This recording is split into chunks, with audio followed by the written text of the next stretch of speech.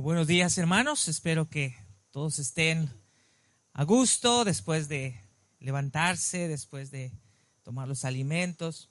Y bueno, en esta mañana vamos a continuar con esta temática que se empezó a hablar el día de ayer con el pastor Esaú, que es sobre la revitalización de iglesias.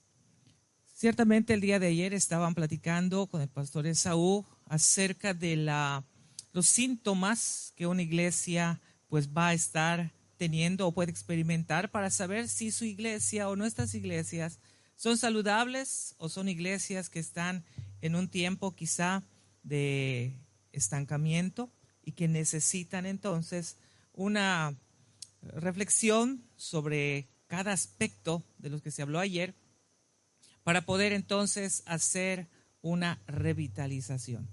Cuando hablamos de revitalización, hermanos, estamos hablando acerca de la necesidad de un avivamiento, de darle una nueva vitalidad a todo lo que hemos estado haciendo. Ciertamente, al hablar de revitalización no quiere decir que las cosas que se han desarrollado y realizado hasta este momento hayan sido malas, sino todo lo que el Señor nos ha permitido hacer en la vida de nuestras iglesias hasta este momento, gracias a Dios, se ha logrado. Pero también es necesario y es importante poder, pues, renovar, reavivar, porque hay cosas que funcionaron en tiempo pasado y que de acuerdo a nuestro contexto actual, quizá ya no es tan funcional. Entonces muchas veces pensamos en qué necesitamos cambiar o qué necesitamos corregir. ¿Será acaso que cuando hablamos de una revitalización de iglesias, estamos diciendo que tenemos que cambiar todo lo que hemos hecho? No. Las formas, las estrategias pueden ser modificables. El fondo, eso no es cuestionable. No podemos cambiar en nuestra revitalización de iglesias lo que es nuestra doctrina reformada. No podemos cambiar en nuestras iglesias lo que la palabra de Dios dice y lo que nosotros conocemos, ¿verdad? Como la sola escritura, del cual se habló ayer, solo a Dios la gloria, solo Cristo, solo fe. No podemos cambiar nuestra doctrina, pero queremos compartir la doctrina. No podemos cambiar el evangelio porque es uno solo, es el evangelio de Cristo. Entonces eso no lo podemos cambiar. Pero la manera de cómo lo podemos compartir, lo debemos hacer, eso puede ser modificable. Las estrategias pueden ser cambiables, modificables, ajustables. Lo que no podemos cambiar es el contenido, es el fondo. Entonces, vamos a seguir hablando de esto y hoy nos toca hablar acerca del paradigma bíblico de la revitalización. Pero antes de empezar a hablar de eso, yo voy a pedir por favor que oremos al Señor en esta mañana. Padre bendito, te damos muchas gracias por este día que nos regalas. Gracias porque nos das la oportunidad de disfrutar, pues en este lugar donde estamos y poder apreciar, Padre, tu obra creadora, del cual disfrutamos, del cual nos gozamos.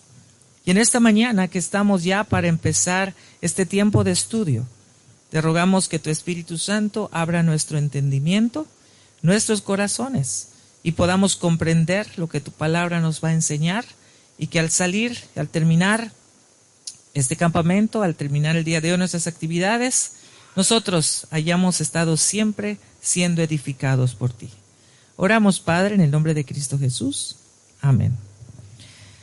Bien, estamos hablando de una revitalización y para hacer una revitalización, hermanos, necesitamos entonces conocer y saber estrategias o qué es lo que podemos hacer o qué es lo que nosotros pensaríamos realizar en nuestras iglesias locales para poder tener esta revitalización o este resurgimiento.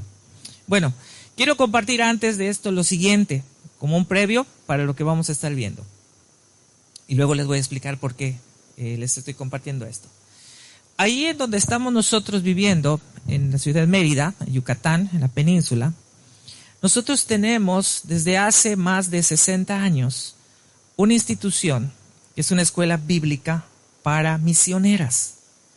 Esta escuela bíblica obviamente fue fundada por unos misioneros americanos que llegaron y tuvieron en su corazón el deseo de preparar señoritas para enviarlas a los campos para que ellas puedan estar dando la enseñanza bíblica. Estamos hablando de 60 años atrás.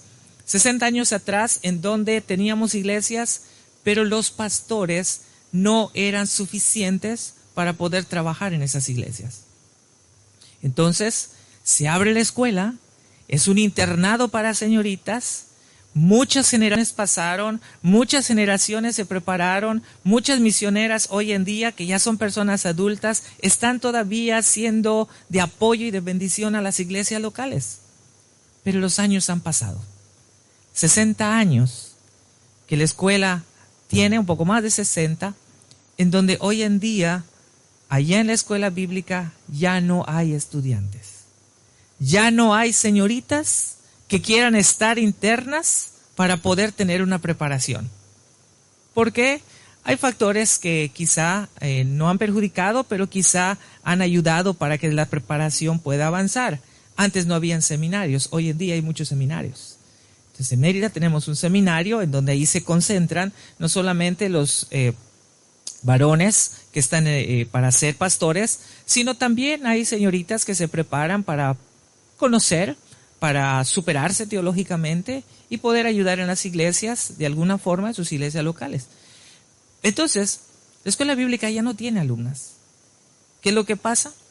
Que empieza a haber una serie de reflexiones y de análisis en donde se les dice a la directiva: hermanos, hermanas, la escuela ya no funciona como hace 60 años. Y no es que no funcione porque no sirva. Simplemente el contexto ha cambiado. Los tiempos han cambiado. Así que es necesario darle una revitalización a la escuela bíblica, en que si ya no funciona como un internado, pues ya no lo hagamos un internado. Vamos a ofrecer otro tipo de preparación. No vamos a cambiar la escritura, obviamente. Pero como ya no es un internado, entonces podemos ofrecer talleres que sea abierto a todas las iglesias para que envíen a los hermanos que deseen dar clase de escuela dominical. Porque a veces tienen el deseo, conocen la escritura, pero les faltan las herramientas didácticas u otras cosas. El asunto es que se llevaron más de 8 años en insistir en que es necesario un reajuste, una revisión, ¿ok? Pero la directiva de la escuela bíblica durante esos 8 años dijo: no vamos a cambiar, porque el propósito con lo cual se fundó la escuela bíblica hace 60 años es para misioneras y así se va a quedar. ¿En qué terminó la historia? En que esta escuela bíblica, el día de hoy, ya se cerró. El día de hoy ya no funciona ni como escuela ni como nada. Se le entregó al presbiterio. Y el presbiterio, pues tiene el seminario, no va a abrir una escuela bíblica. Va a usar el edificio para otra cosa. ¿Okay? Entonces, ¿dónde quedó toda esa lucha? ¿Dónde quedó todo ese esfuerzo de hace 60 años? ¿Y todo por qué? Por no mirar lo que está pasando en el presente, sino querer conservar algo que en su momento fue bueno, funcionó, pero que ahora también puede funcionar de otra manera. ¿Qué quiero decir con esto? Lo que quiero decir con esto básicamente es cierto que nosotros tenemos un pasado. No podemos vivir del pasado, pero sí podemos recordar el pasado. A veces creo que hay una confusión en nuestra mente de que si decimos no al pasado, pensamos que el no significa olvidarme del pasado. Y no es así. Podemos recordar. Una cosa es recordar lo que se hizo en el pasado. Una cosa es celebrar lo que se hizo en el pasado. Y otra cosa muy diferente es seguir viviendo en el pasado. Porque los tiempos ya cambiaron. Entonces, si vamos en ese sentido, podemos pensar ahora. Queremos que nuestras iglesias sean avivadas, sean revitalizadas. El La comisión es vigente y es para todos los tiempos. Mateo 28, id y hacer discípulos a todas las naciones. Queremos alcanzar más personas para Cristo. Ayer escuchábamos, y ciertamente es una verdad bíblica, usted y yo no convertimos a nadie, ¿verdad? La obra de conversión lo hace el Espíritu Santo. Nosotros solamente hacemos el llamado externo, que es la predicación de la palabra, la exposición del evangelio, el confrontar a las personas, en hacer ver su condición pecaminosa y en la necesidad de ser perdonadas y de un Salvador. Pero al final, la conversión o el hecho de ver a las personas venir a los pies de Cristo, eso no es algo que nosotros vamos a hacer. Nosotros solo debemos estar compartiendo el evangelio. Lo demás lo hace Dios a través del Espíritu Santo. Sin embargo, necesitamos pensar sobre las estrategias que quisiéramos usar o qué estrategias cada uno de ustedes, hermanos, y inclusive están aquí también los jóvenes, que como dicen que los jóvenes son el futuro del mañana o son el futuro de la iglesia, pero en realidad creo que los jóvenes no son el futuro de la iglesia. Los jóvenes son el presente de la iglesia.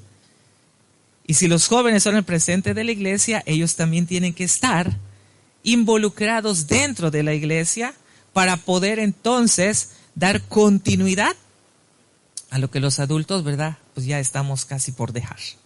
Ellos tienen que dar continuidad al avance de la obra y al extendimiento de la obra. Entonces, si queremos alcanzar a más personas, si queremos que nuestra iglesia pueda seguir alimentándose para seguir extendiendo el reino de Dios sobre la tierra, entonces pensar qué estrategias, qué cosas debemos reajustar, en qué vamos a basar esos cambios que necesitamos hacer. Aquí hay dos conceptos muy importantes. ¿Qué necesitamos hacer para una revitalización? ¿Enfocarnos en programas que sean de atracción para la iglesia? ¿O enfocarnos en modelos bíblicos?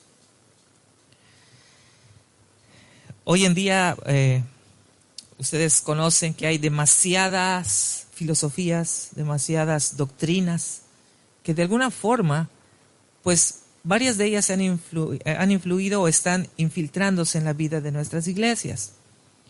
Hay programas de televisión, como el canal de Enlace, en donde allá todo el día tienen una serie de personas que se paran, predican, oradores y todo. Sabemos que la mayoría de eso no es una teología reformada ni una buena teología. Pero ¿qué es lo que atrae a la gente? Programas. Eso no es un modelo bíblico, es un programa. Entonces, como es un programa, muchos líderes religiosos o muchos líderes eclesiásticos piensan que las iglesias deben crecer o deben extenderse primeramente o primariamente por la aplicación de éxitos o de exitosos principios comerciales. ¿Qué es lo que le agrada a la gente? Humo, show, luces, danza, brinca, saltas, todo, revuélcate en el piso, vomita, ¿no? Vómito santo, no sé cómo le llaman a eso. Pero no, eso es un show. A veces nos impresiona a nosotros ver cómo están hablando y alguien dice, acércate, te soplo y te caes, ¿no? Que recibes al Espíritu Santo y te caes. La Biblia no dice eso. Es que para saber que tienes al Espíritu Santo tienes que brincar, tienes que gritar y tienes que revolcarte en el piso porque es el Espíritu Santo quien te está sacudiendo. ¿Dónde dice eso la Biblia? La Biblia dice que cuando el Espíritu Santo llegó en la vida de los apóstoles, en Hechos capítulo 2, empezaron a predicar y a compartir el Evangelio. No veo en la Escritura que Juan se esté revolcando en el piso, ni que Pedro esté gritando ahí, carcajeándose sin sentido. El Espíritu Santo tiene una función que tiene que hacer en nosotros. No es para que nosotros demos una evidencia para hacer como un show, sino el Espíritu Santo debe estar produciendo en nosotros un fruto. Y ese fruto está distribuido en varias virtudes. ¿De qué nos serviría hacer un gran movimiento impresionante, espectacular, como muchas iglesias quizá lo puedan tener, si en tu corazón no hay paz? si en tu corazón no hay amor, si no tienes dominio propio, si no tienes mansedumbre, o sea, de nada nos sirve. El apóstol Pablo lo dice de una forma más tranquila tal vez. Ahora permanecen, dice la primera carta a los Corintios 13, la fe, la esperanza y el amor. Los tres son importantes, pero el mayor de ellos es el amor. Y no por eso no debemos recordar también el primero y segundo gran mandamiento que Jesús enseñó. Amarás al Señor tu Dios con todo tu corazón, con toda tu mente, con toda tu alma, con todas tus fuerzas. Pero también, si amas a Dios, amarás a tu prójimo como a ti mismo. Y el amor al prójimo no es solo representar como un exitoso programa o principio comercial, como quieren hacer tal vez en las películas de Hollywood, cosas impresionantes, sino, si amas a tu prójimo, hay algo que tienes que darle: el Evangelio de Cristo, que es lo único realmente que Él puede tener como algo sumamente valioso. Pero tenemos que reflexionar, de acuerdo también a lo que estábamos hablando ayer con el pastor Esaú, ¿qué es lo que estamos haciendo hoy en día en la vida de nuestras iglesias? ¿Estamos capacitando a la iglesia? ¿Estamos entrenando a la iglesia? ¿Estamos pensando en estos jóvenes que van a ser los que van a continuar y desarrollar el ministerio? ¿O estamos solamente ya en un tiempo de confort, en una zona de confort, y lo único que hacemos es entretener a las personas? ¿Hablar solamente del amor de Dios y no confrontar a las personas con el pecado? A veces nos ha sucedido a nosotros que hemos escuchado mucho, tanto estudios bíblicos como sermones, basándonos en el Evangelio de San Juan capítulo 15. Usted conoce de qué habla San Juan 15, la vid verdadera. Pero cuando empezamos a escuchar los estudios, vemos que dice ahí: yo soy la vid verdadera, el que permanece en mí lleva mucho fruto. Y después ahí se queda el estudio. Hasta ahí quedó, porque ya no puedo seguir diciendo nada más, porque si sigo diciendo el resto del pasaje bíblico, la gente se va a molestar, los hermanos no les va a gustar, se van a ir, y una vez que los hermanos se vayan y no vuelvan, ya no hay ofrendas, ya no hay diezmos, y luego ¿qué va a pasar con nosotros? Pero San Juan 15 no termina diciendo solamente el hecho de saber que, Señor, yo estoy insertado a ti porque tú eres el que da esa agua de vida para que yo dé fruto. San Juan 15 termina diciendo: porque el que esté separado de mí y no lleva fruto, será cortado y será echado a las llamas. ¿Qué está diciendo? Que el que no lleva fruto no refleja que es un hijo de Dios, y el que no es hijo de Dios, bíblicamente es hijo del diablo, y por lo tanto no lleva fruto, y en los tiempos finales va a ser cortado y va a ser echado al infierno. Eso es lo que está diciendo. Pero a veces no queremos tocar eso. No, pastor, no hables del infierno, porque luego van a empezar a sentir que están calientes y se van a ir. Porque van a empezar a sentir el calor, hasta el humo van a empezar a oler. Entonces, no hables de eso. Habla mejor del amor de Dios. Sí, hermanos, pero el amor de Dios no solamente es mostrarnos su gracia. No es solamente mostrar que Él murió en la cruz del Calvario. El amor de Dios también tiene que incluir las consecuencias de no aceptar y de no reconocer lo que Cristo hizo por el ser humano. Pero entonces, ¿cómo nosotros queremos revitalizar las iglesias? ¿Queremos un modelo al estilo Hollywood? ¿Queremos un modelo al estilo, no sé, los grandes conciertos, ¿no?, que se arman con grandes luces, pantallas gigantes, ¿no? ¿Cómo lo queremos hacer? ¿Cómo estamos pensando visualizar esto? Hay un caso bíblico importante. Una de las grandes iglesias crecientes en la antigüedad, sobre todo durante el tiempo del ministerio apostólico, fue la iglesia de Éfeso. Y la iglesia de Éfeso era una iglesia que podríamos pensar como un modelo de trabajo a seguir. En la iglesia de Éfeso podemos encontrar ahí que esta iglesia, aunque el apóstol Pablo la funda, pero el apóstol Pablo no trabajaba solo muchas veces. El apóstol Pablo también tenía discípulos, también tenía personas con quien compartía el ministerio y quienes también lo apoyaban para poder desarrollar la obra en los lugares donde él plantó o fundó una iglesia. En este caso es Éfeso.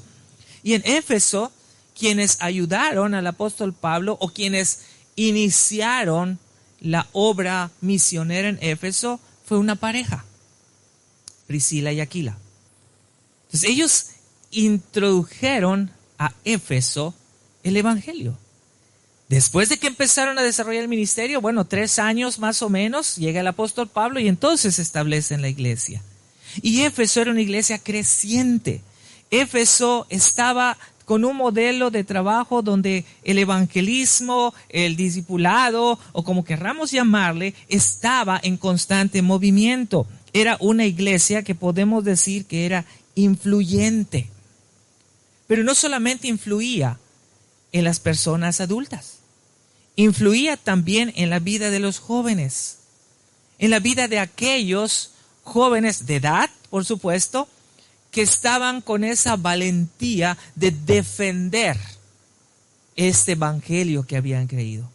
Por eso cuando empezaron a venir situaciones y cuando empezaron a venir dificultades y cuando empezaban a venir las agresiones hacia la iglesia de Éfeso, fueron los mismos jóvenes de la iglesia quienes estuvieron al frente defendiendo por sobre todas las cosas, no a la iglesia, sino al dueño de la iglesia.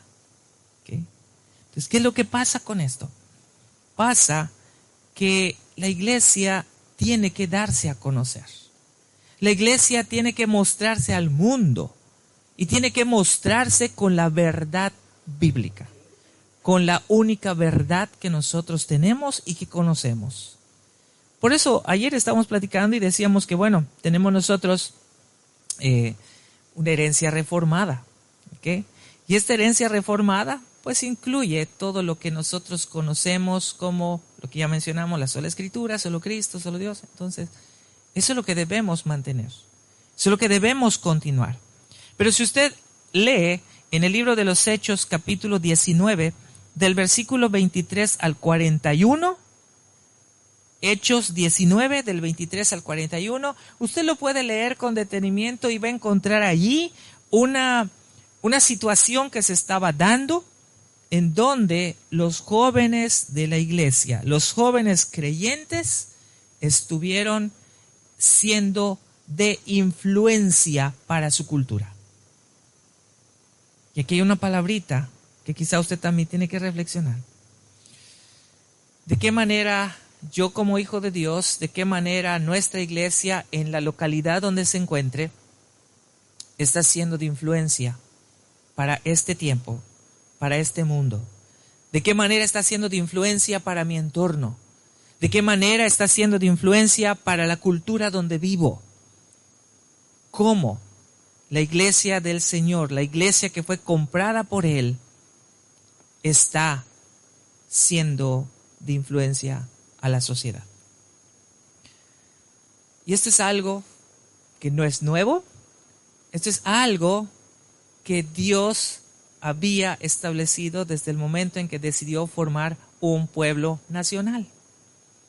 Por eso cuando Dios empieza a hablar a Abraham en Génesis capítulo 12 y le dice, ¿sabes qué, Abraham? Vete de tu tierra y de tu parentela a la tierra que te voy a mostrar. Lo que Dios estaba haciendo allí era comenzar a formar a un pueblo nacional. ¿Cuál era el propósito de Dios? Que su pueblo, que el pueblo de Israel sea quien influya dentro de la cultura, independientemente de las culturas paganas que estaban a su alrededor. Israel como pueblo tenía que influir ante el mundo, tenía que influir ante la sociedad, no dejarse influir. Pero conocemos la historia bíblica. Si la historia bíblica fue todo lo contrario. El pueblo de Israel recibió mucha influencia del mundo pagano. Y muchas de esas cosas pues también se hicieron evidentes y Dios de alguna forma también tenía que llamarle la atención. Por eso cuando usted lee En el libro de Éxodo, después de la salida a través de Moisés, el siervo de Dios, vemos cómo la influencia se hace evidente. ¿Por qué razón el sacerdote del pueblo, al ver que Moisés no bajaba del monte, en lugar de seguir dirigiendo al pueblo, cedió a las presiones del pueblo y pidió que traigan todos los oros o los metales preciosos para fundirlos y hacer un dios, que era el becerro de oro? Becerro, un animal sagrado, un dios que adoraban los egipcios, pero ahí estaba presente. Y allí lo hicieron por el pueblo de Dios. Entonces, ¿qué muestra eso? Muestra que muchas veces todo lo que Dios había obrado en el pueblo, con tanta facilidad el pueblo se olvidaba y dejaba la influencia que tuvieron en Egipto durante muchos años, ahora se hacía presente. Pero el propósito de Dios no era ese. El propósito de Dios es que su pueblo sea de influencia a la sociedad.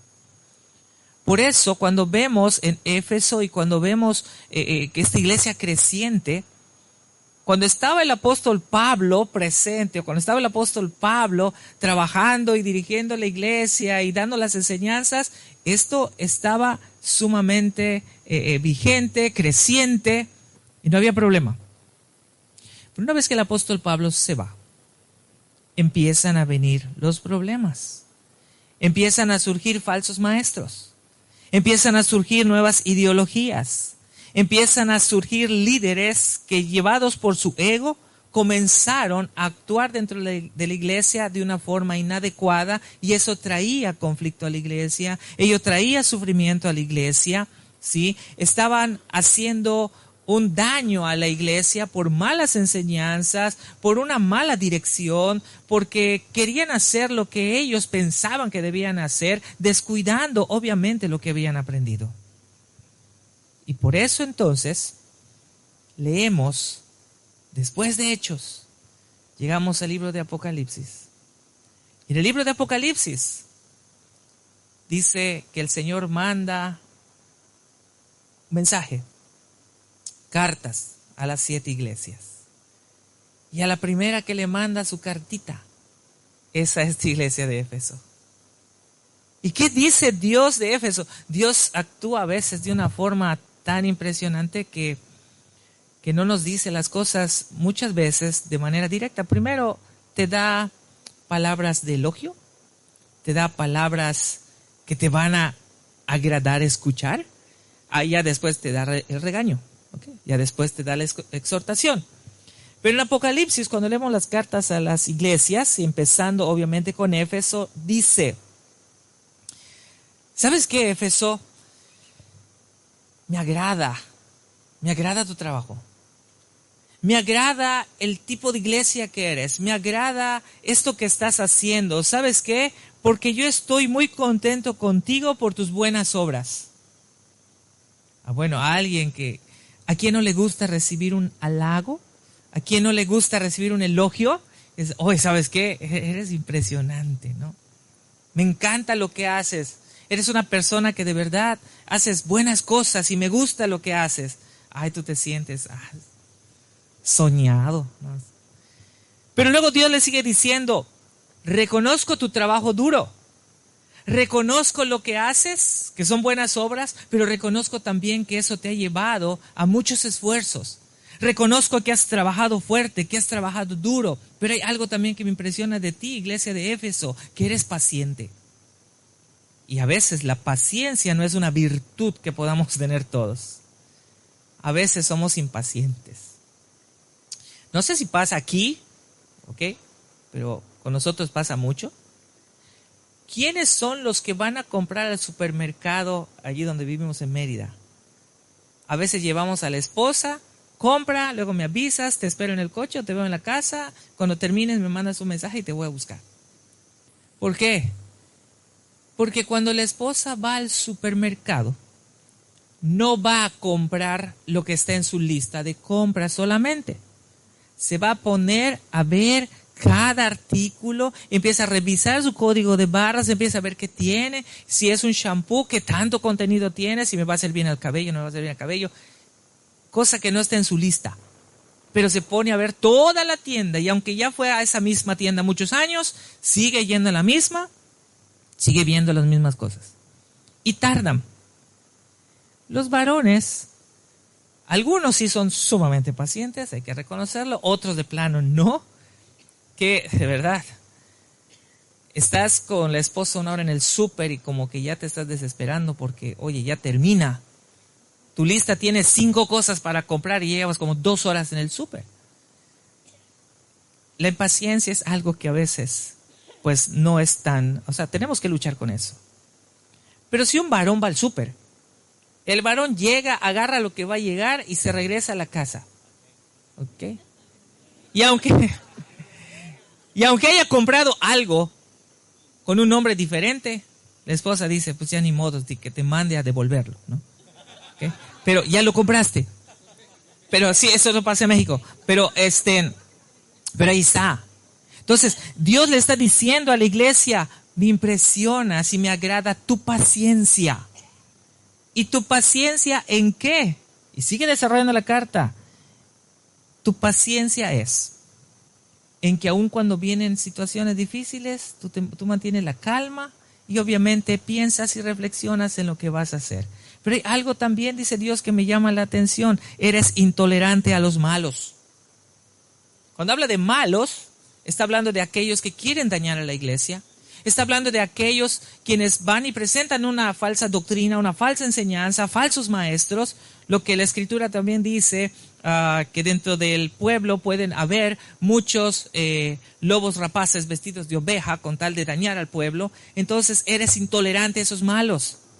Dios le está diciendo a Éfeso, a su iglesia, eres intolerante a los malos. Y sabes una cosa, también es de mi agrado, dice Dios, que eres fuerte y te mantienes fuerte ante el sufrimiento que puedas tener. Que no te doblegas y no piensas, ay, pues la iglesia es una iglesia que está sufriendo y ni modos, pues vamos a llorar, vamos a sufrir, vamos a dolernos y no hagas nada. No, eres fuerte, te mantienes firme, aún en medio del dolor, aún en medio de las situaciones difíciles. Ahí estás para defender la fe que tienes en mí. Y todo, dice Dios, lo haces para mi gloria. Tantas cualidades, tantos elogios, tantas cosas buenas que tiene la iglesia de Éfeso y tú dices, no, pues yo quiero ser miembro de esta iglesia de Éfeso. No sé ni cómo sean sus líderes, pero si Dios le está diciendo eso, quiere decir que son buenos. Entonces quiero ser miembro de esta iglesia. Pero la carta no termina ahí. Después de que Dios ya le dio el elogio a la iglesia de Éfeso, le dice, pero tengo contra ti algo. Éfeso, todo lo que ya te dije está muy bien, pero tengo algo contra ti. Tengo un reclamo para ti. Tengo un reproche para ti. Y ese algo que tengo contra ti no es algo sencillo. Quizá no son tantas cosas malas. Es una sola cosa. Y con esto que tengo contra ti, todos los elogios que ya te dije, prácticamente son nada. ¿Y cuál es esta queja que tengo contra ti? Dice Dios, que has dejado tu primer amor.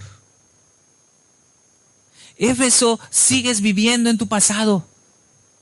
Y por vivir en tu pasado, has estado haciendo cosas que tú crees que son las correctas, pero que no son las adecuadas. Éfeso, tú estás viviendo en el pasado. Estás recordando las cosas del pasado y no es malo recordarlas. Pero entiende que dentro de esas cosas te han llevado a actuar de diferente forma. Ejemplos. Primero, muchas veces en la vida de nuestras iglesias, sobre todo en Mérida, tenemos actividades, pero así bastantes actividades. Y cuando hablo de actividades es que tenemos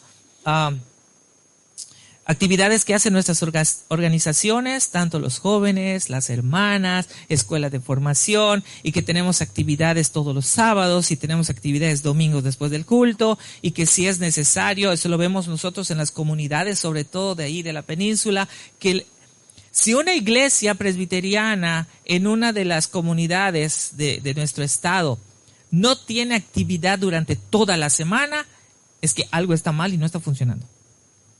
Tiene que tener actividad lunes, martes, miércoles, jueves, viernes, sábado, domingo. Si nosotros en la iglesia no tenemos actividades durante la semana y solo tenemos actividades los sábados y los domingos, entonces algo anda mal. Sin embargo, al hacer eso, estamos cayendo también en un activismo religioso. ¿Por qué? Porque estamos concentrados más en las actividades que el que debe recibir la gloria por las actividades. Si usted va en un día de planeación de actividades, usted se va a dar cuenta que la discusión y el centro de atención es cómo vamos a hacer la actividad, cuánta gente vamos a tener, cómo va a salir, qué pasa si sale mal, qué tanto equipo vamos a necesitar, cuánto vamos a invertir. Y todo se concentra en que la actividad salga bien. Que los que van a asistir puedan ver una actividad excelente, no perfecta porque no podemos hacer las cosas perfectas, pero excelente sí. Entonces queremos que la actividad salga excelente. Pero al final tú dices, ok, la actividad salió excelente, ¿y cuál es el resultado? ¿En qué nos concentramos? En que lo que está siendo visible sea lo más relevante. Entonces te olvidaste el propósito de lo que tú ibas a hacer. Te olvidaste que la actividad solamente era un medio para alcanzar a otras personas para Cristo, y lo que menos hiciste fue dar a conocer a Cristo. Te preocupaste más en todo lo externo que realmente en lo central. Entonces muchas veces podemos caer en hacer esos cambios de darle la gloria a otras cosas más que a Dios, de poder estar siendo más relevantes en una actividad que en mostrar realmente al que es el motivo de nuestra actividad. Entonces, ¿qué es lo que está diciendo Dios a la iglesia de Éfeso? Mira, el verdadero cristianismo no consiste solamente en recordar el amor del pasado, sino en mantener ese mismo amor ardiente por Cristo en el presente. Las cosas del pasado fueron buenas. Ahora, en nuestro presente, ¿qué podemos tener? ¿Qué podemos recordar? ¿Qué podemos celebrar que nos mueva y nos motive para seguir adelante? Ayer me llamó la atención algo, no la caminada al río que nos hizo el hermano, ¿verdad? Sino algo que él también nos mostró, es que ahí en el comedor hay unas 4, ¿no?, placas donde hay 4 misioneros, entiendo que son los misioneros, que son los que fundaron los pastores o que son los que hicieron una obra, creo que en esta parte, ¿no?, en esta región. No es malo. No es malo recordar el principio. No es malo recordar los esfuerzos que se hicieron para que hoy disfrutemos de lo que tenemos. Pero si usted ve cada una de estas placas y ve a cada uno de estos hermanos, pastores, misioneros, que dieron su trabajo, que dieron su esfuerzo, quizá dieron su economía también, eso nos debe de ayudar a nosotros, no solamente para que sea solo un recuerdo, sino debe servir también como un aliento para nosotros, una motivación para nosotros para decir, si ellos pudieron hacerlo en su tiempo, ¿qué me mostraron en ese tiempo que puedo aplicar hoy? Si ellos tuvieron el esfuerzo, la valentía para hacerlo, bueno, nuestros tiempos también se prestan para eso. ¿qué es lo que esto me ayuda para seguir adelante? ¿Qué es lo que yo puedo reconocer de la labor de los que hicieron y los que estuvieron en el pasado? Que puedo recordar que eso me sirva a mí hoy para seguir adelante. Algo, ahora sí, más presente. Creo que ayer escuchamos, no sé, ¿cuántos jóvenes hay aquí en el campamento? ¿Como 50? ¿53? Ahí abajo. 47. Ok, 47. Ok, 47 jóvenes tenemos en el campamento. Los hermanos adultos que están con nosotros sí han estado pensando, ¿cuál es el ejemplo que estos jóvenes pueden ver en nosotros para continuar el avance de la iglesia? ¿Cuáles son las cosas que nosotros les estamos mostrando, enseñando, que ellos pueden tomar para que ellos continúen con el liderazgo de la iglesia? A veces una de las cosas que afecta en el asunto de la revitalización de iglesias es que pensamos muchas veces, es que aquí soy el rey, soy eterno.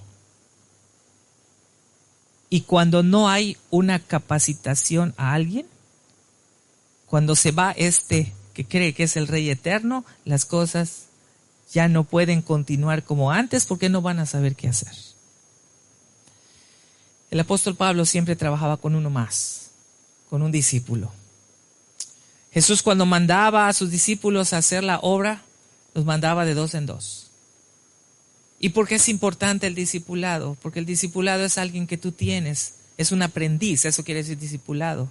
Es alguien que te sigue, es alguien que te ve a ti como un ejemplo, es alguien que aprende de la labor que estás haciendo y de esa pasión que tienes por Cristo.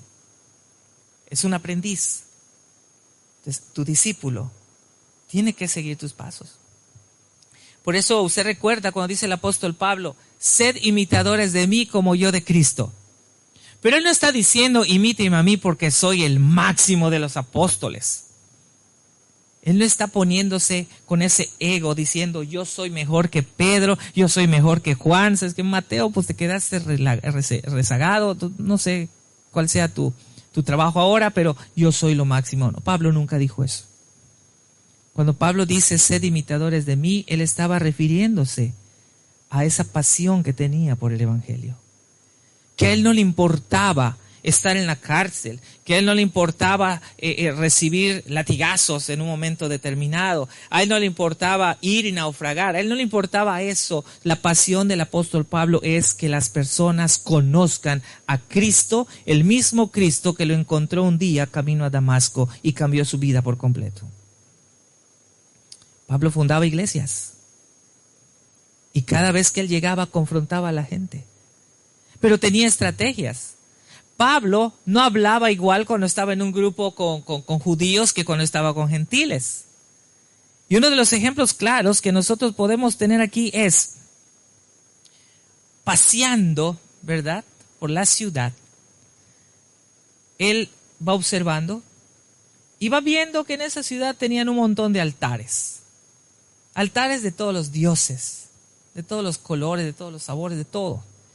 Pero le llama la atención que hay allá una base, un altar que dice al Dios no conocido. Dice Pablo, ahí se les fue a estos chavos porque desde que pusieron esto, ahora me van a escuchar. Los llevó al Areópago y les dijo, no los exhortó en primer lugar, si usted recuerda la historia, no los exhortó, les dijo, estoy impresionado de que ustedes son personas sumamente religiosas. Estoy impresionado por ese fervor que tienen en sus dioses. Pero ¿saben qué? Hay uno que ustedes no conocen, porque le tienen puesto allá al Dios no conocido. Pues les quiero dar una gran noticia, dice Pablo, que ese que ustedes no conocen, yo sí lo conozco. Y es de ese Dios que ustedes no conocen que hoy les quiero compartir. ¿Con quién estaba hablando Pablo? ¿A quién les estaba hablando en ese momento cuando les dijo, a ese Dios no conocido es al que yo conozco y te lo voy a presentar hoy? no estaba hablando al pueblo judío. Dice la Escritura que le estaba hablando a los grandes filósofos de la época. Les estaba hablando a esos hombres intelectuales, a todos aquellos que habían surgido desde que llegó el imperio griego y conquistó a los medo-persas y se hizo todo el helenismo. Y empiezan a surgir los filósofos y la filosofía, la ciencia es importante, la razón, ¿ok? A ese tipo de personas Pablo les estaba compartiendo el evangelio. Y aunque no todos realmente aceptaron lo que Pablo les decía, porque muchos también lo empezaron a odiar más, pero dice la Escritura que también hubieron varias personas que entendieron ese mensaje y que entregaron su vida a Cristo. Por eso Pablo dice, cuando estoy con los judíos, me hago judío. Cuando estoy con los gentiles, me hago gentil. Importante, no quiere decir que hagas lo mismo que los judíos, que los gentiles, ¿ok? Porque también podemos caer en eso. Pastor, me dijo una vez uno de los muchachos de la iglesia, yo no puedo hablarle a un muchacho que le encanta emborracharse. ¿Y por qué no? Porque no sé qué siente. Pues como dice la Biblia, me dijo, tengo que hacerme gentil si quiero conocer lo que saben. Entonces, ¿me da permiso para que yo pruebe y a ver qué pasa y ya pueda sentir lo que siente? No. O sea, esa no es una revitalización de iglesia, ¿no? O sea, no te voy a dar permiso para que vayas a pecar y luego me digas, ya lo entendí y ahora voy a saber qué hacer. No es así. Sí, no es así. O sea, no voy a hacer lo que hace el mundo para sentir lo que sienten. Y ahora sí ya te entendí, voy a ver. No. Comparte lo que tienes. Comparte el evangelio. Comparte lo que Cristo ha hecho en tu vida. Pero si hay cosas que necesitamos nosotros empezar a mover o a reconstruir o a revitalizar, es necesario. ¿Por qué? La revitalización no es olvidar, repito, no es olvidar tu pasado. Recordar tu pasado, pero no vivir como si estuvieras viviendo hace 60 años. Hablábamos hoy en la mañana en que estábamos en el desayuno. Dice, en la iglesia, tú dices, hermanos, vamos a leer la palabra de Dios. Quiero que todos ustedes abran sus Biblias en el libro de los Salmos número 133. Mirad cuán bueno y cuán delicioso, ¿no? Y ves a los hermanos adultos, paraditos, abriendo su Biblia en el Salmo 133. Pero ves a otros hermanos y jóvenes también paraditos abriendo su celular porque ahí tienen la aplicación de la Biblia leyendo el Salmo 133. Y ahí hay 20,000 versiones. Entonces, bueno, versión 60. Y ahí la abren ahí en la versión 60. Y todos leen. Pero ¿qué pasa? Que los hermanos mayores dicen, eso está mal. Porque eso que tienes ahí no es la Biblia, es tu celular. Para ellos, el hecho de tener tu Biblia es, trae aquí tu Biblia, aunque sea tamaño de púlpito, grandes, trae tu Biblia aquí y tu himnario, porque así tienes que salir de la iglesia. Hay que reflexionar un poco. Hoy en día, las redes sociales han avanzado tanto, la tecnología ha avanzado tanto, que si tu hijo puede leer la Biblia en un celular, es mejor que lea la Biblia en un celular a que esté leyendo otro tipo de revistas y que pueda buscar en su celular otro tipo de páginas que no debe de abrir. Nosotros tenemos una frase, no sé aquí, pero ahí decimos, el hecho de que traigas tu Biblia en mano o el hecho de que traigas tu Biblia en un celular no te hace ser más cristiano, hermano. No te hace ser mejor que otros.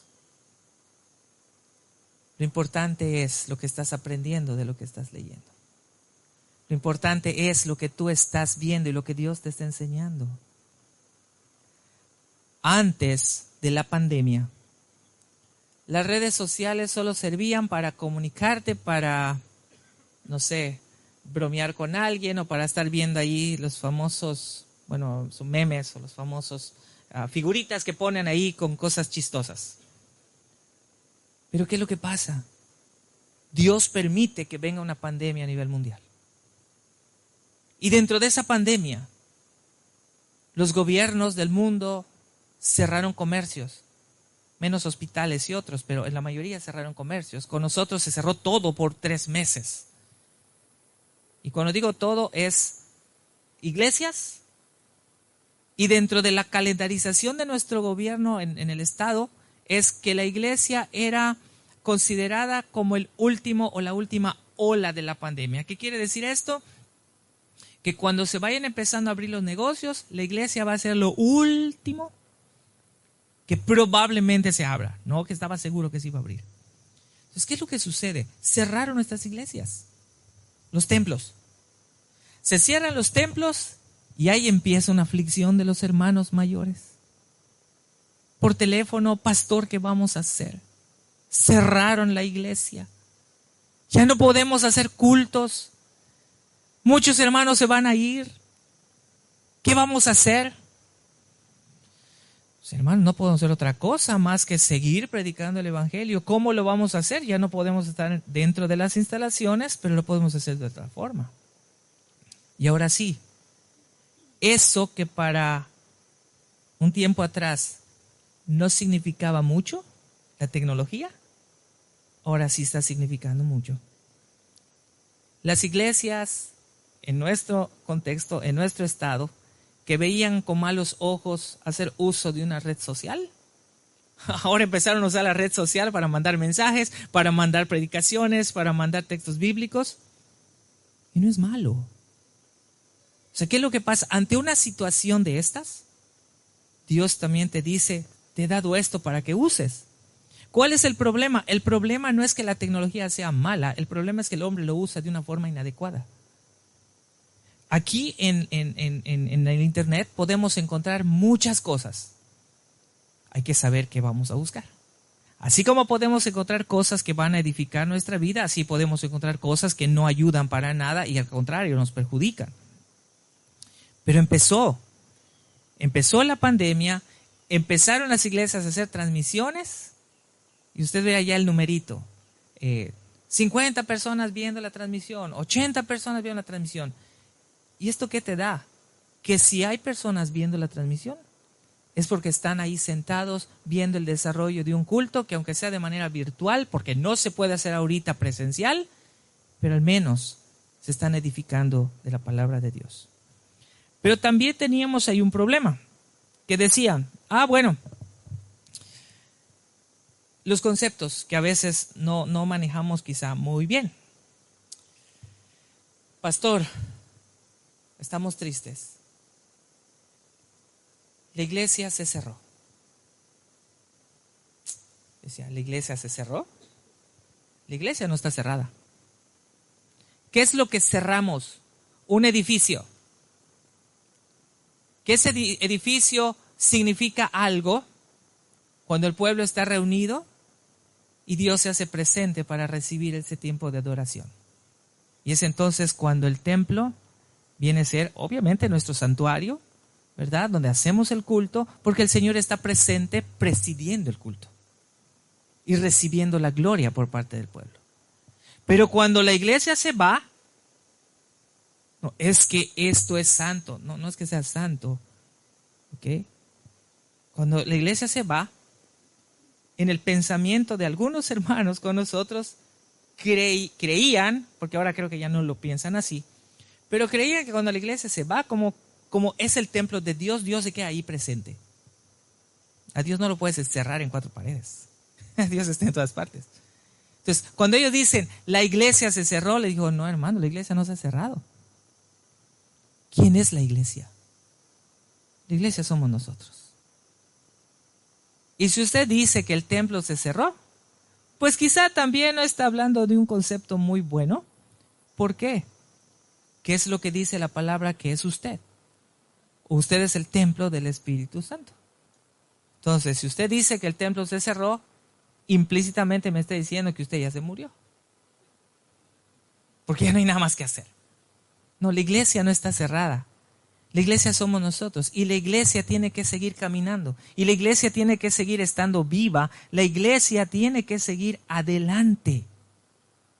Pero para que esto sea posible hay que recordar también, nuevamente, lo que Dios le está diciendo y le está mandando en mensaje a través de una carta a la iglesia de Éfeso en Apocalipsis 2, 4 y 5.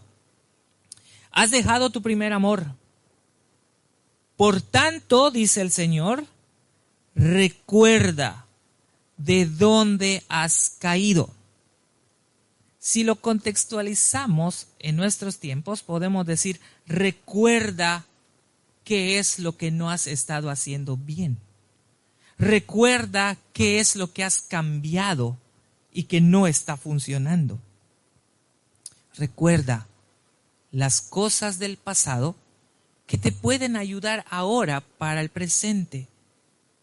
Quizá hay algo que podemos rescatar del pasado, readaptarlo a nuestro tiempo presente y darle una nueva forma, mas no un nuevo fondo.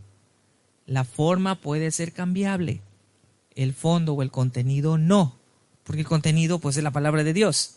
Y por eso dice, arrepiéntete y haz las primeras obras. En la Nueva Versión Internacional, este texto dice, arrepiéntete y vuelve a practicar las obras que hacías al principio. Entonces, ya para ir terminando, ¿qué es lo que el Señor nos llama a hacer en este tiempo de revitalización de iglesias? ¿O qué incluye esta revitalización de iglesias? Bueno, esta revitalización de iglesias incluye, en primer lugar, recordar el pasado. Segundo, arrepentirse de los errores que se haya cometido. Y tercero, regresar a tu primer amor y hacer las primeras cosas que se hacían para la gloria de Dios. O sea, regresa a lo básico. Regresa a lo que es importante. Regresa a lo que Dios dice que tenemos que hacer. No vamos a rediseñar a la iglesia. O sea, no es, esto no sirve y vamos a hacer algo nuevo. No estamos hablando de eso. Lo que estamos diciendo es seguir manteniendo la iglesia, pero ahora retomando nuestras primeras obras, recordando el ministerio al cual el Señor nos ha llamado y poder buscar las formas y las maneras de poder llevar a cabo ese mensaje, de poder proclamar ese mensaje que trae salvación a otras personas. No sé, aparte de los ministerios que tiene la iglesia, ¿qué otros ministerios adicionales usted puede tener? Bueno, yo no sé si ha pensado en algún momento dado, ¿qué harían nuestras iglesias? Pues aquí hay varias iglesias representadas, ¿no? Iglesias presbiterianas, todas funcionan quizá con la misma doctrina, pero probablemente hay pues un sistema de trabajo un poquito diferente entre cada una. Pero yo no sé si nuestras iglesias locales aquí representadas tienen en mente lo que harían, por ejemplo, que esté en un día de culto y que dentro del día de culto la misma iglesia vea que en la puerta se acerca y entra dos mujeres maquilladas de diferentes colores, con una minifalda muy brillosa. En otras palabras, que entran dos mujeres que se dedican a la prostitución. ¿Qué hace la iglesia? ¿O qué haría la iglesia? Bueno, tal vez la iglesia no sé qué haría, pero la primera pregunta sería, ¿qué haría el pastor? ¿Y qué harían los presbíteros o los ancianos de la iglesia? Ahí donde estamos, la primera reacción que tendrían los líderes de la iglesia es pedir a las personas que salgan y se vayan. Pero lo que vimos ayer en la noche en el sermón, toda persona que entra a la iglesia, independientemente de la vida pecaminosa que esté llevando, si entró es porque Dios las trajo. y porque las trajo teniendo una necesidad espiritual que no la va a llenar cualquier persona. Y la iglesia debe estar también preparada para darle atención a este tipo de personas. Tenemos quizá en la vida de la iglesia muchas madres solteras. ¿Algún ministerio para este tipo de mujeres? Son madres solteras, ¿y cuál es el problema?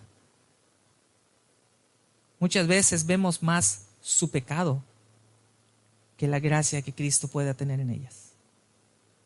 Y cuando enfocamos más nuestra atención a la vida pecaminosa de las personas, nos convertimos en jueces más que en mediadores y en ayudadores o en consejeros o en discipuladores para estas personas. Y eso hace también que la iglesia decaiga. Eso hace también que la iglesia quede estancada porque ya estamos acostumbrados solo con nosotros. Y cuando llega una persona extraña, como que ya no sabemos qué hacer. Entonces la iglesia tiene que estar preparada para eso. En la iglesia, durante estos años que hemos estado ahí, hemos visto desfilar por la iglesia a varios varones sobre todo. Y hay un grupito que llegó una tarde en nuestro culto, un grupito de 4 varones, que cuando les preguntas su nombre ni ellos saben cómo se llaman, te dicen su apodo. Oiga, ¿cómo te llamas? Yo soy Ratón, te dicen. ¿Y tú cómo te llamas? Pinocho. O sea, no, quiero que me digas tu nombre. No sabía ni su nombre. Pero entraban los 4 y se sentaban en la parte de atrás. ¿Cuál era la característica? Que cuando entraban al templo estaban borrachos. No hacían escándalo, pero estaban borrachos. Pasó un tiempo hasta que logramos conseguir que nos digan dónde viven. Y en un tiempo en que pudiéramos pasar que estén sobrios, entonces llegábamos para platicar con ellos. Dios obró, ciertamente, y aunque no los 4 permanecen en la iglesia, de esos 4, por lo menos 1 es el que se mantiene con nosotros. Ya no toma, ya se le dio otro tipo de atención, pero al final de cuentas, lo que vemos que está cambiando a esta persona no somos nosotros. Si él hizo esa decisión de aceptar a Cristo porque él entendió su vida de pecado, es Cristo mismo quien lo está transformando a su imagen a través del Espíritu Santo. Y aunque sea uno de esos 4 que hoy permanece con nosotros, con ese 1 es suficiente para decirle, Señor, gracias. Porque en el cielo hay fiesta cuando un pecador se arrepiente. Entonces, si un pecador se arrepiente, y eso parece broma, pero cuando un pecador se arrepiente, en la fiesta hay cielo, pero en la iglesia no. En la iglesia es, ya entró, va a perjudicar a toda la membresía. No. A veces esas situaciones hacen un poco más difícil nuestro trabajo. Y la revitalización tiene que ser eso. Y si queremos recordar parte del pasado, y con esto ya termino, recordemos qué hizo Jesús. Jesús nunca estuvo enseñando en la iglesia.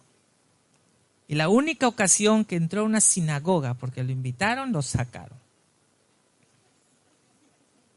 ¿Y por qué lo sacaron? Por decir una verdad.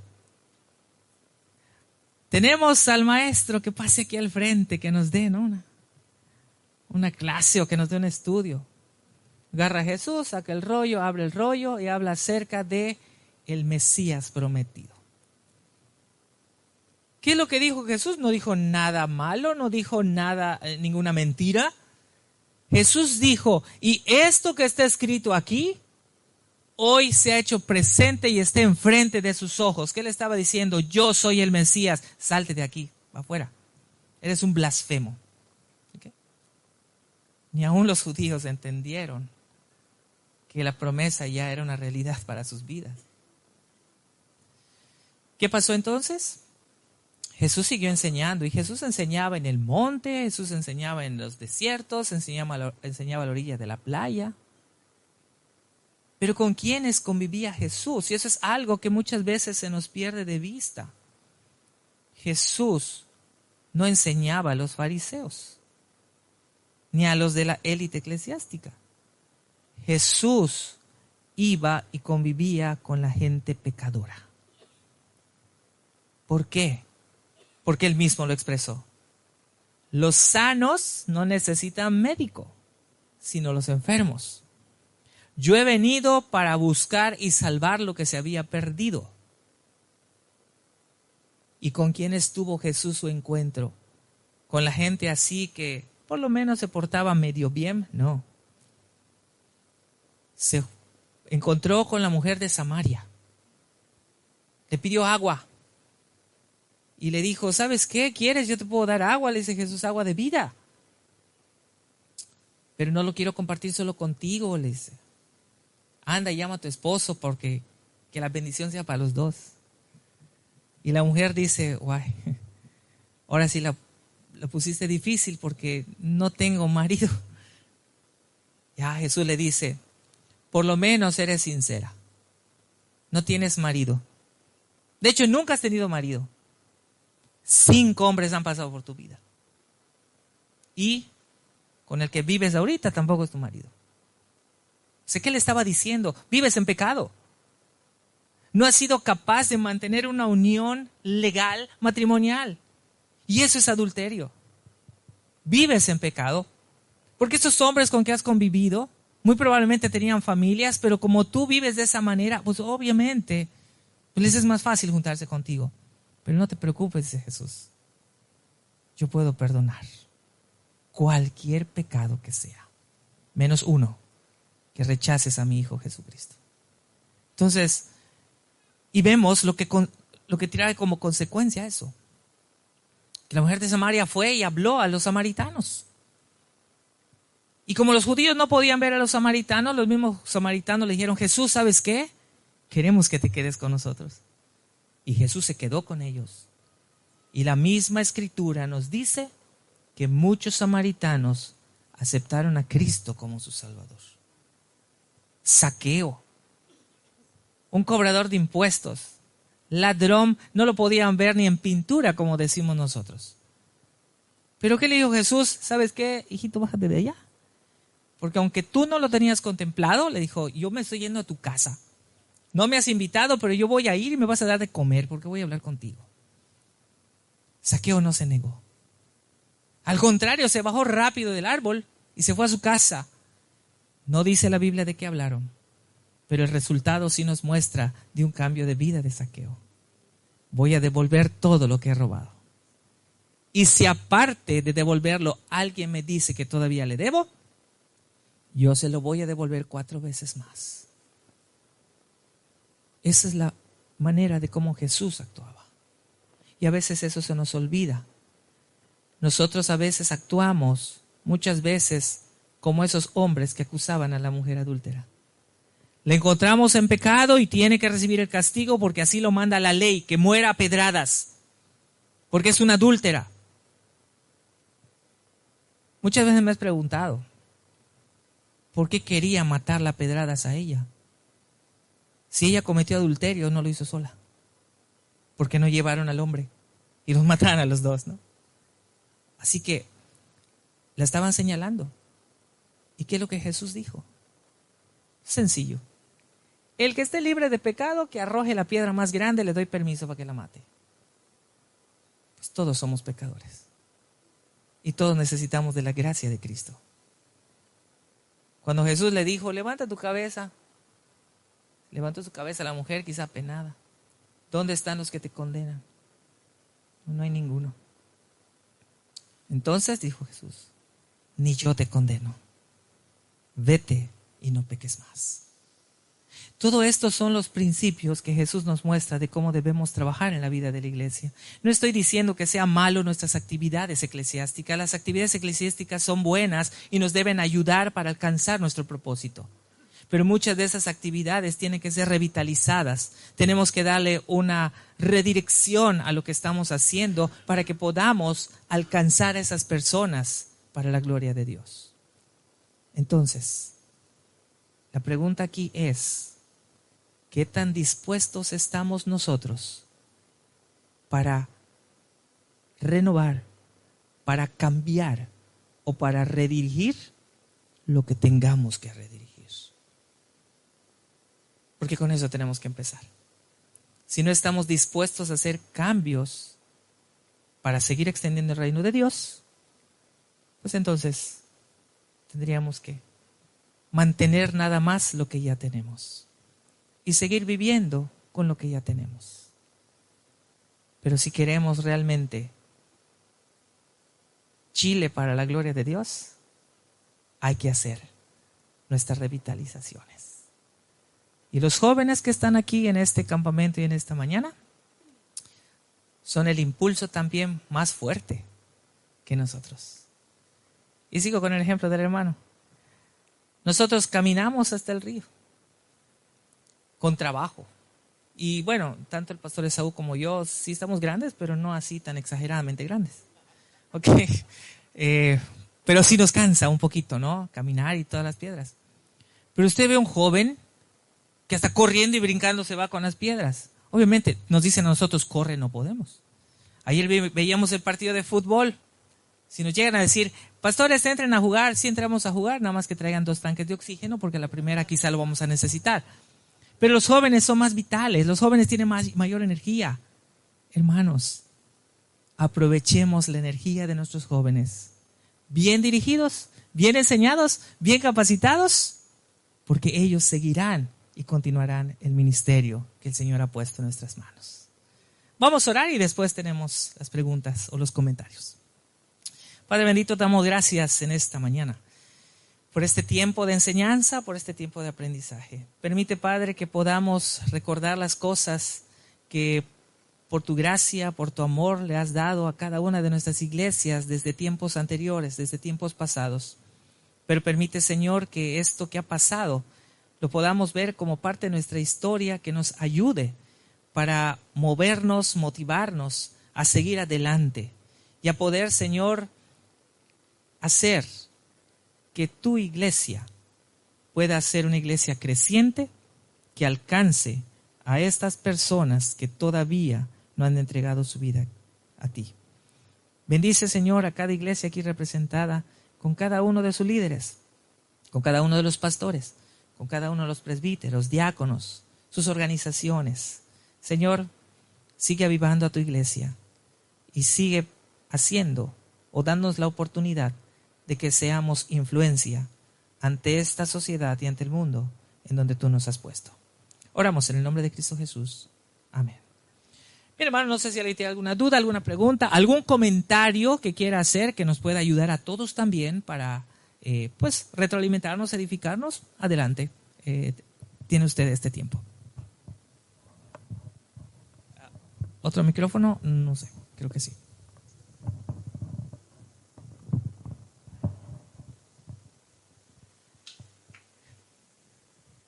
Bueno, dejo este tiempo. Si no hay, adelante, hermanita. No sé si hay un micrófono para...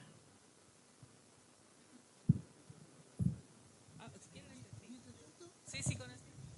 Mientras tanto, yo soy muy loco. Gracias. Buenos días, soy yo de nuevo. Tenía una duda estaba analizando la situación de mi propia iglesia y pienso en las marcas de la iglesia verdadera, que siempre me la están repitiendo, el practicar los sacramentos, predicar la palabra y la disciplina que también, para tristeza mía, también se ha aplicado en mi iglesia. Es triste de verla. Pero esas 3 marcas no contemplan el evangelismo. Y cuando he hablado con otros hermanos de que porque nuestra iglesia tiene un ministerio de evangelismo, pero no salimos, pero no hacemos cosas que yo considero que podríamos estar haciendo. Y su respuesta es, somos una iglesia verdadera porque tenemos las 3 marcas y es suficiente. Pero a lo largo de los años que yo llevo en la iglesia, que ya son como 13, he visto que decrece y sigue decreciendo. Se están yendo hermanos y después de la pandemia también se fueron hartos. Entonces, mi pregunta va a cómo vemos este concepto de, ya tenemos las marcas de la iglesia verdadera, pero ¿de qué nos sirve ser la iglesia verdadera si de aquí a cierta cantidad de años quizás ya no seamos iglesia? Okay. Bueno, hay que entender, cuando decimos que tenemos las marcas de una iglesia verdadera, básicamente las marcas lo único que nos muestran que estamos nosotros viviendo como iglesia en una doctrina correcta, en una sana doctrina, con una herencia reformada. Pero el hecho de que nosotros como iglesia tengamos esas marcas no es una excusa para no cumplir con lo que la palabra de Dios dice. Una cosa es reconocer que estamos en la iglesia que el Señor fundó y que el Señor compró, y otra cosa es que podamos cumplir con nuestra responsabilidad que nos toca como iglesia. Vamos a tocar, no sé qué día nos toque, acerca de la visión y la misión de la iglesia. Y a veces podemos como iglesias tener una visión, cada iglesia puede tener su visión, cada iglesia puede tener su misión. Cuando yo llegué a la iglesia donde estoy ahora, yo pregunté, ¿la iglesia tiene visión? Sí. Me dan una visión casi del tamaño del credo de Calcedonia. No, eso no me lo voy a aprender. Y esa es una visión. Y si es tan extensa la visión, ¿cuándo la vas a lograr? Y no les digo cómo estaba la misión, porque como la misión tiene que estar junto con la visión, ese ya le duplicaba, ¿no? No. Y cuando nos empezamos a sentar para discutir de un rediseño, de la misión y la visión, nos damos cuenta que muchos tenían conceptos de que, pues la visión tiene que ser así, así, así, así, y la misión, y te decía muchas cosas. Digo, hermanos, vamos a ser más sencillos y más concretos. Quizá las palabras o la forma de redactarlo sea diferente, pero la misión solo es una. Ir y hacer discípulos, eso es todo. Esa es la misión de la iglesia. Todo lo demás debe ser complemento para que tú puedas lograr y cumplir esa misión. Como quieras escribirlo, pero tu misión es ir y hacer discípulos. Ahora, cuando hablamos de las marcas, estamos diciendo la palabra de Dios, o sea, sola escritura, estamos hablando de solo Cristo, solo fe, estamos hablando de los sacramentos. Entonces, cuando hacemos nosotros como iglesia ir y hacer discípulos, yo no le voy a enseñar a los hermanos que nuestra iglesia tiene 7 sacramentos. ¿Para qué? Pues lo estoy mandando a la Iglesia Católica Romana, ¿no? Les voy a enseñar lo que nuestra iglesia tiene como marcas que distinguen que es una iglesia de Cristo, una iglesia verdadera, ¿ok? Por eso te digo, las marcas no son un pretexto o una excusa para no hacer la misión.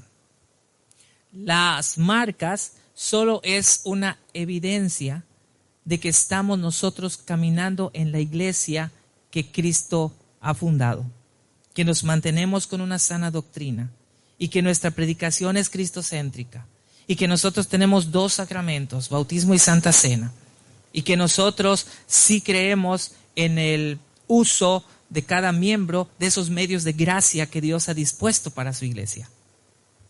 Pero esto nos tiene que ayudar para nuestra labor evangelística. Y como compartíamos ayer también, la labor de evangelismo, las estrategias que usen, que pueden ser muchas, tienen que tener como objetivo principal dar a conocer a Cristo como su Salvador, de las maneras que el Señor pueda disponer en nosotros.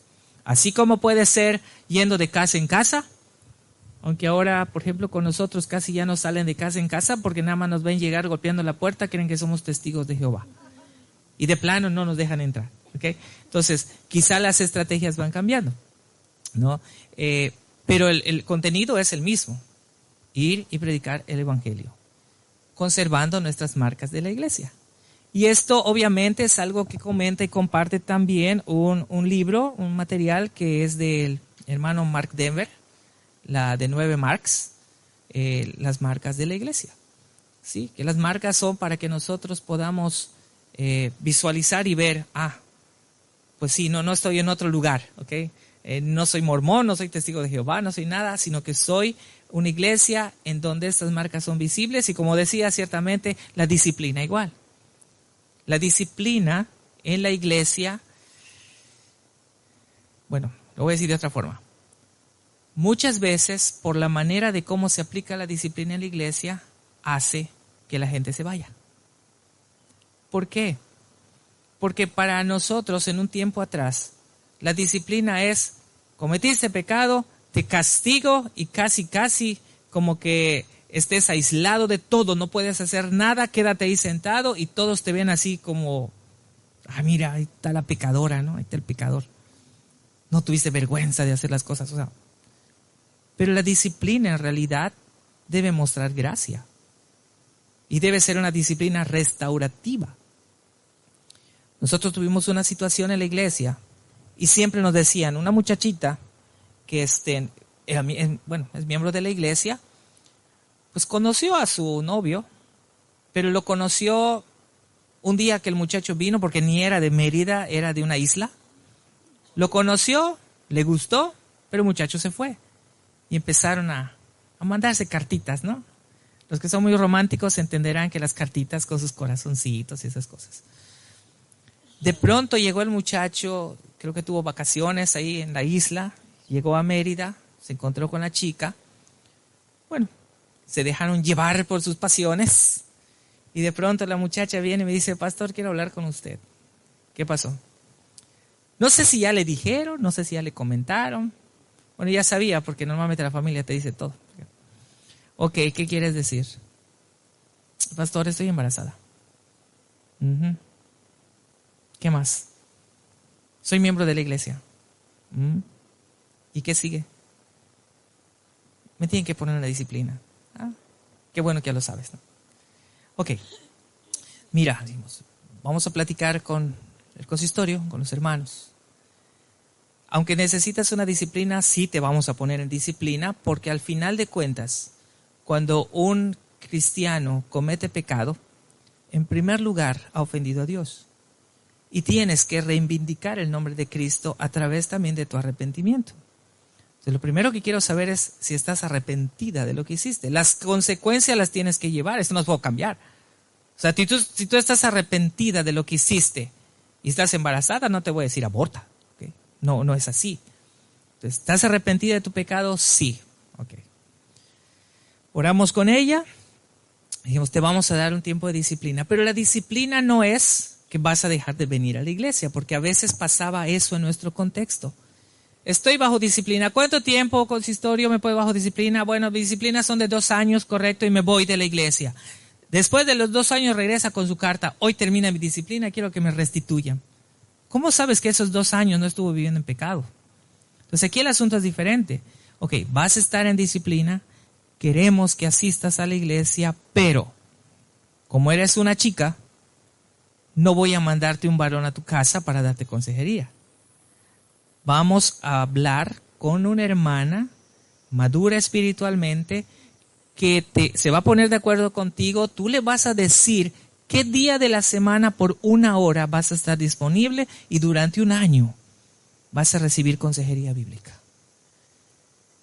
Y hasta el día de hoy, la muchacha permanece con nosotros. Bautizamos a su hija. Ya su hija ya hasta corre, ¿no? Pero la bautizamos en la iglesia después de la disciplina, ciertamente. Pero no dejamos que se vaya la gente, sino recibe una consejería. Porque la disciplina, aunque es un castigo, también tiene que mostrar la gracia para la persona. Y eso no lo hacen en todas las iglesias. Eso lo debe hacer la iglesia realmente de Cristo. Entonces, ¿es una marca de la iglesia? Sí. ¿Qué pasaría si no disciplinamos a nadie? Cada quien va a hacer un montón de cosas y viva México, ¿no? O sea, no puede ser las cosas así. Entonces, ¿es una marca que nos debe distinguir? Sí. ¿Pero por qué nos debe distinguir? Por la manera de aplicar la disciplina. No porque demos disciplina a todo mundo, sino por la forma de cómo lo vamos a aplicar. Y la gente que realmente comete pecado y se arrepiente y todo, y que tiene una disciplina, entiende que es Cristo quien le está dando de su gracia y muestra el arrepentimiento. ¿Sí? Pero eso, repito, no tiene ningún impedimento o no debe ser un impedimento para decir no voy a evangelizar. Porque el evangelismo es la misión que Jesús nos dijo que hagamos. Entonces, si no hacemos evangelismo, pues estamos siendo desobedientes al mandato que nos dio. Entonces, ¿cómo puedo decir, Señor, te estoy obedeciendo? Ajá, y no se evangelizó a nadie. Cuando llegues al cielo y te diga, a ver, ¿a cuántos le hablaste de Cristo? No, es que en la iglesia me dijeron que eso no se hace. No sé qué va a decir Jesús cuando lleguemos al cielo, ¿no? No sé qué tanto nos vaya a decir, pero no, yo creo que el evangelismo es... Si podemos usar esto para entenderlo mejor, el evangelismo debe ser el estilo de vida de la iglesia. ¿Okay? No sé si respondí a tu pregunta. Gracias. Ahí atrás hay una hermana, ahí atrásito.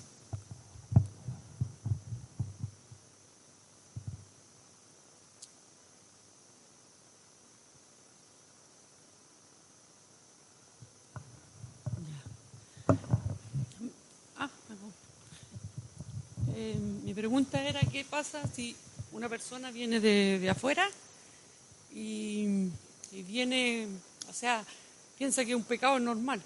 ¿Cómo debería ser la iglesia? O sea, que el pecado lo están normalizando afuera, ¿cierto? Y llega a la iglesia y piensa que ese estilo de vida está bien. ¿Cómo uno debería actuar? Quiero entender un poquito mejor. Le voy a poner un ejemplo.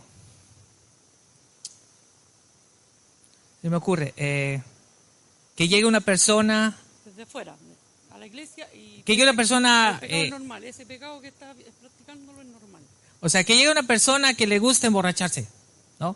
Y que llega a la iglesia y que dice, ese pecado para mí es normal. O sea, que afuera dicen es normal, o sea, y llega a la iglesia y la iglesia sabe que no es normal. ¿Cómo uno debería enfrentarlo? Ok. Sabemos que el mundo, la gente de fuera, todo lo va a ver normal. ¿Por qué? Porque todos son pecadores y viven en pecado. Quien marca la diferencia es la iglesia.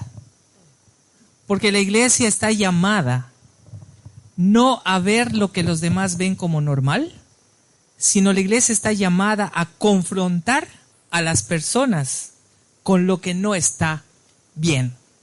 ¿Ok? ¿En qué sentido?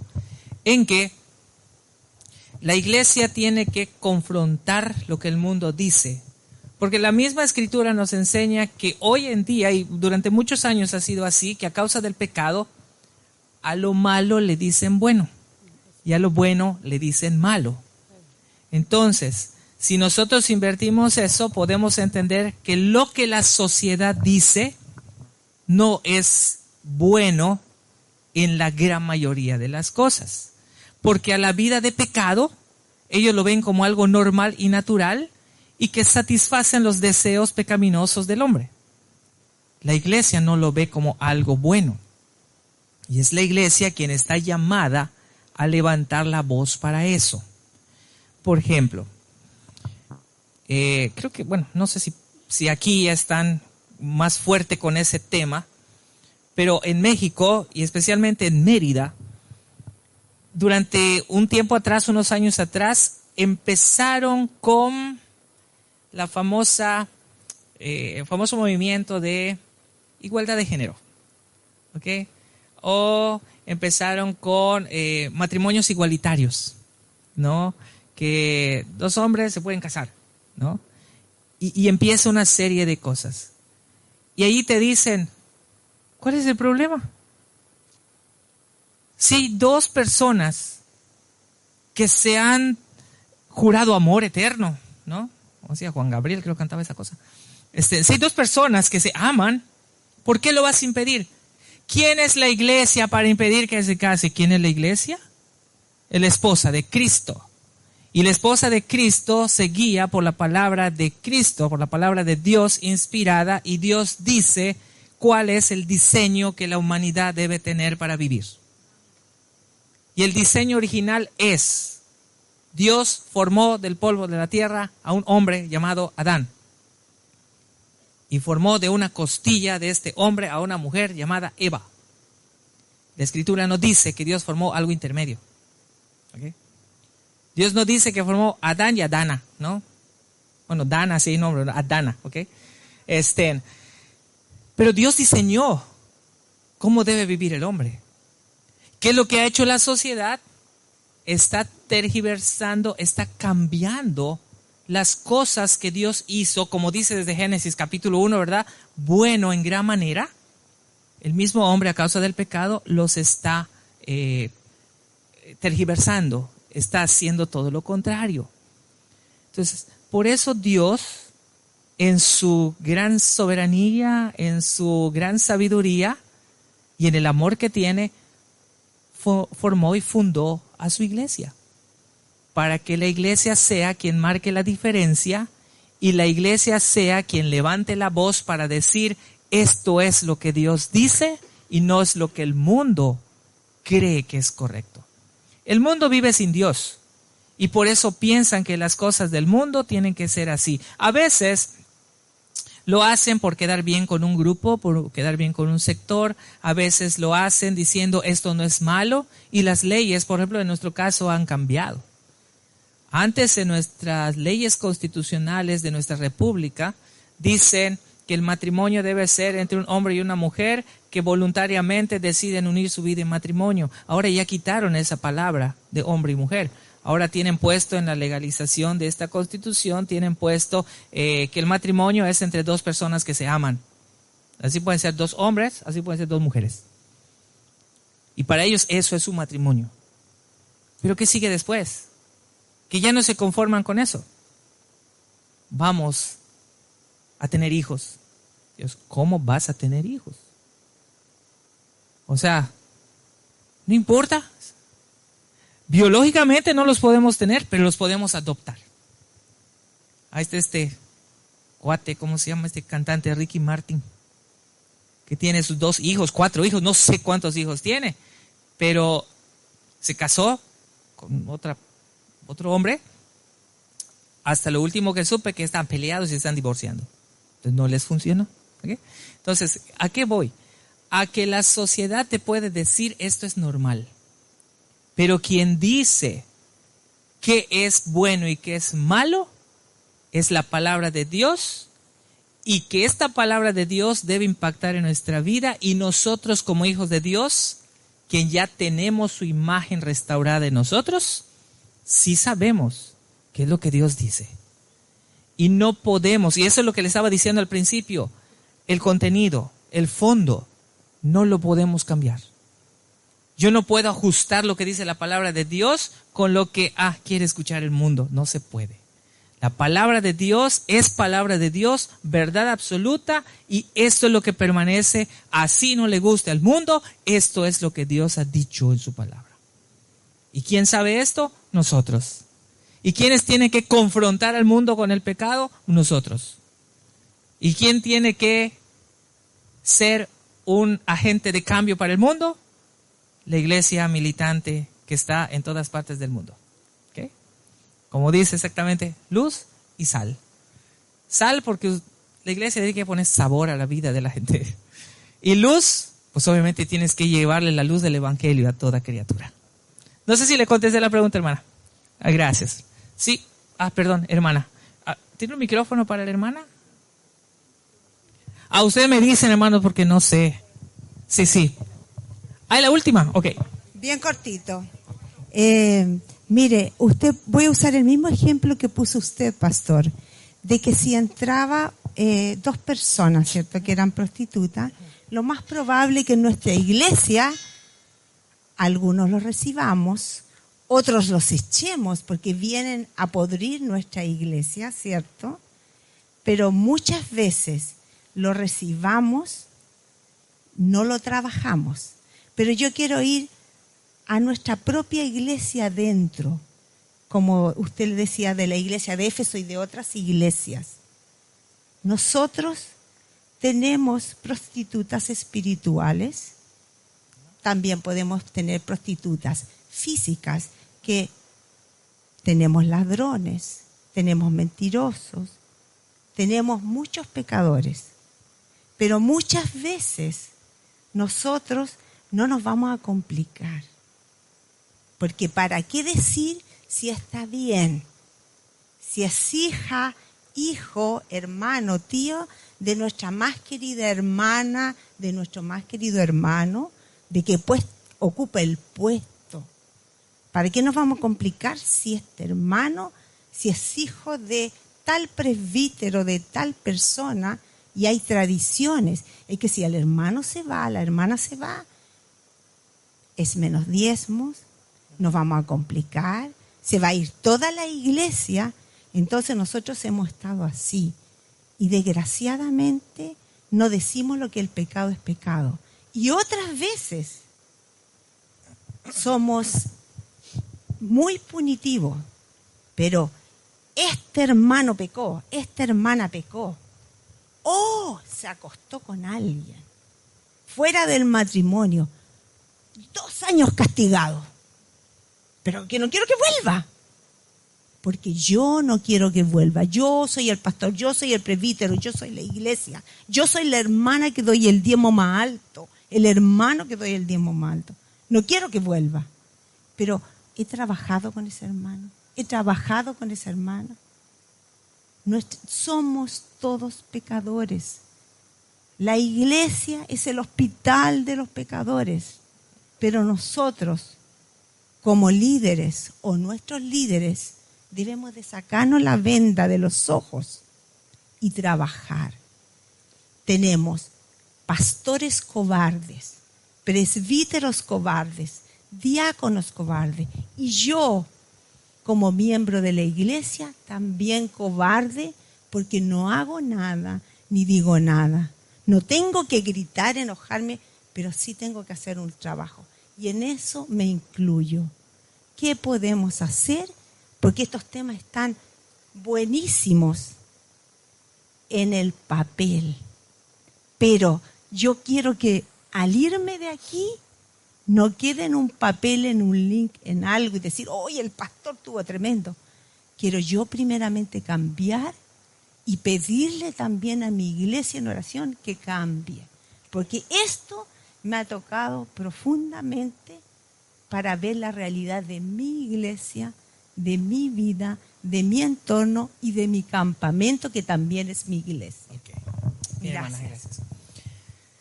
Es una realidad que no solo pasa aquí, yo creo que pasa en la mayoría de las iglesias.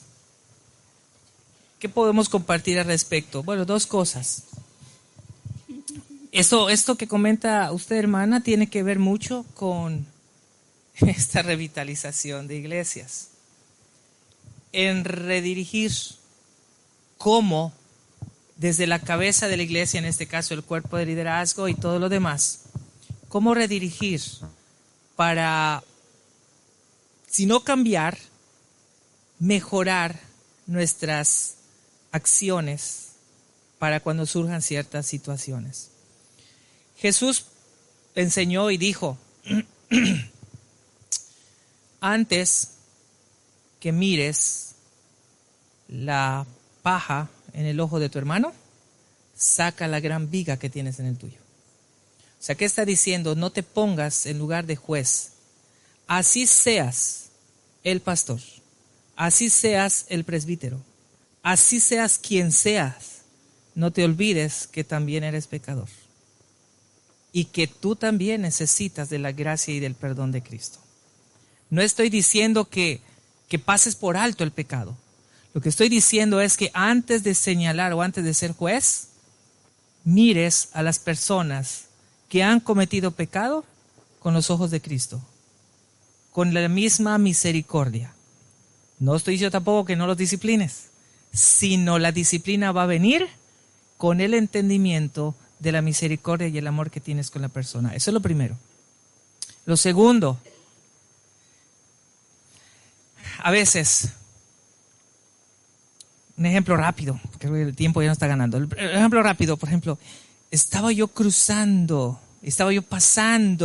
caminando por el mercado y de pronto vi a la hermana. Esta hermana que dirige las alabanzas y la vi abrazada de una persona que no es su esposo. ¿Qué es lo que hacemos? La llamada al consistorio. ¿Saben qué? Vi a la hermana colgada de su cuello, ¿no? Del hermano, ya casi lo estaba ahorcando. Bueno, no sé si era hermano, pero bueno, era de otro hombre que no era su esposo. ¿Qué hace el consistorio? Se reúne, llaman a la hermana, la condenan y disciplina. A ver, ese no es el principio bíblico. El principio bíblico de Mateo 18 es: si ves que tu hermano o tu hermana está cometiendo pecado, ve tú, acércate y habla personalmente con la persona. Si te hiciere caso, se arrepiente, has ganado a tu hermano y no pasó nada. ¿Okay? No tiene por qué saberlo el mundo. ¿Okay? Si ya hablaste con la persona y ves que no te hizo caso, ¿qué dice el principio bíblico que marca Jesús? Llama a otra persona como testigo, vas y hablas.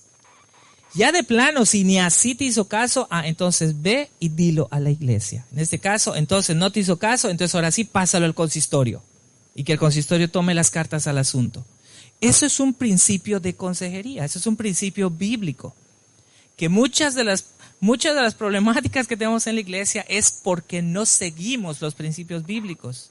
Brincamos sobre los principios bíblicos. Y a veces, en lugar de resolver los conflictos, los empeoramos. Luego, ¿quiénes terminan como los culpables? Pues el pastor. ¿Qué es lo que pasa? Fuera. Vamos a buscar a otro, ¿no? Y buscan a otro, ¿no? Pero a veces pasamos los principios bíblicos, brincamos sobre ellos. Entonces yo creo que la palabra de Dios tiene los principios que si los usamos y los aplicamos correctamente, pueden ayudarnos a no tener tantas dificultades. Pero creo que eso es algo importante. Y muchas veces, con lo tercero igual de esta parte es, si tú ya hablaste con una persona que ha caído en pecado, has orado por ella y todo, por favor, no lo divulgues a nadie.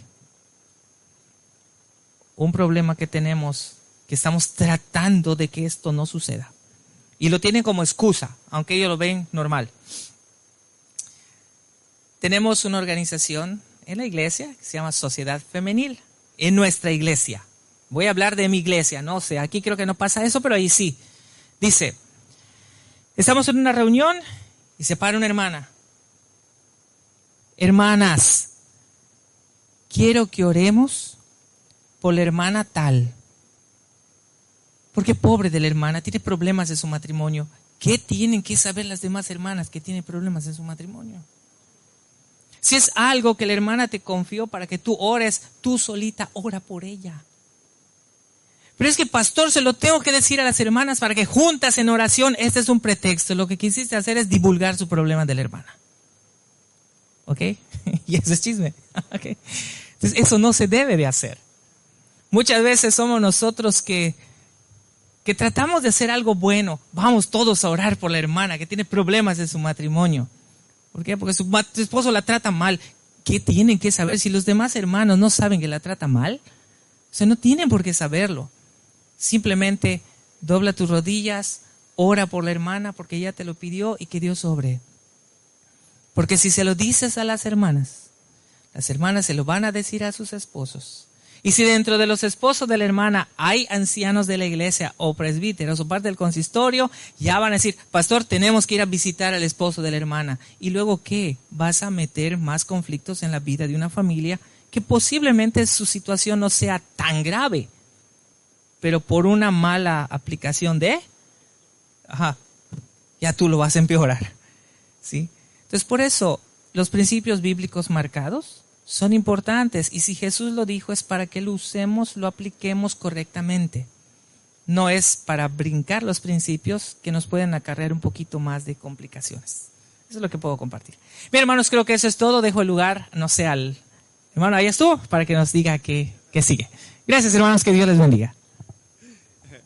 Muy bien, gracias. Himna Medios.